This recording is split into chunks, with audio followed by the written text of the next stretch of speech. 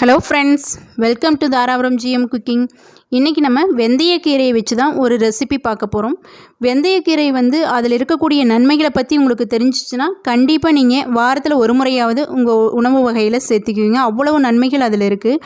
Main பார்த்திங்க அப்படின்னா சர்க்கரை வியாதி உள்ளவங்களுக்கு அவங்களோட சர்க்கரையோட அளவை கட்டுக்குள்ளே வச்சுக்கிட்டு இருக்குங்க. வாரத்தில் ஒரு முறையோ அல்லது 2 முறையோ நம்ம பயன்படுத்தும் போது, அதே மாதிரி குழந்தைங்களுக்கும் எலும்பு வலுப்படுறதுக்கு ரொம்ப உதவியாக இருக்குது.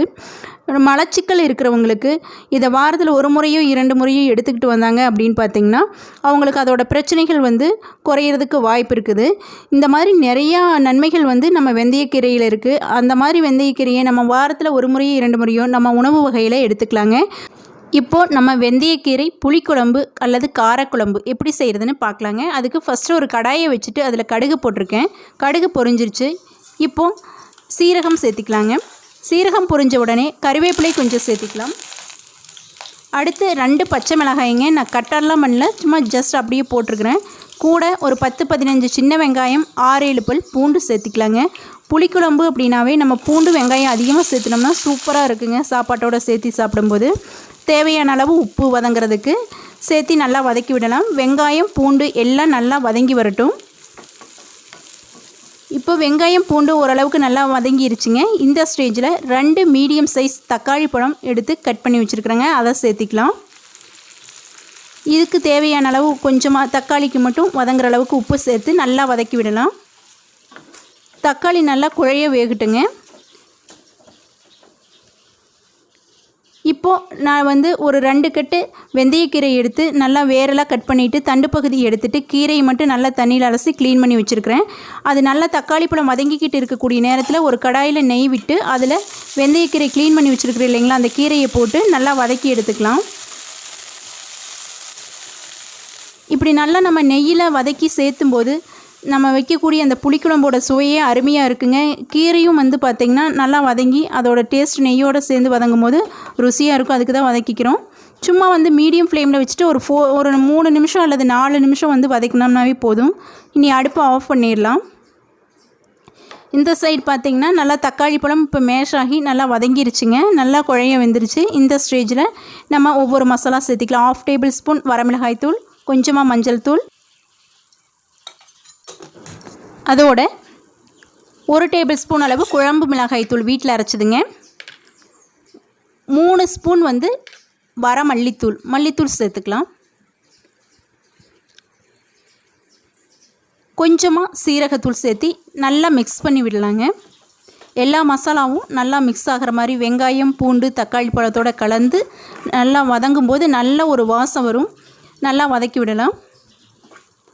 சிம்மில் வச்சுக்கிங்க மசாலாவெல்லாம் சேர்த்திட்டு வதக்கும் போது, இல்லை அப்படின்னா கருகிரும். இப்போ இந்த சைஸ்லிங்க ஒரு பெரிய எலுமிச்சம்பழம் சைஸில் நான் புளி எடுத்து ஊற வச்சு அதை கரைச்சி வச்சுருக்குறேங்க. அதை இப்போது இந்த வெங்காயம் பூண்டு இதோட சேர்த்திக்கிறேன்.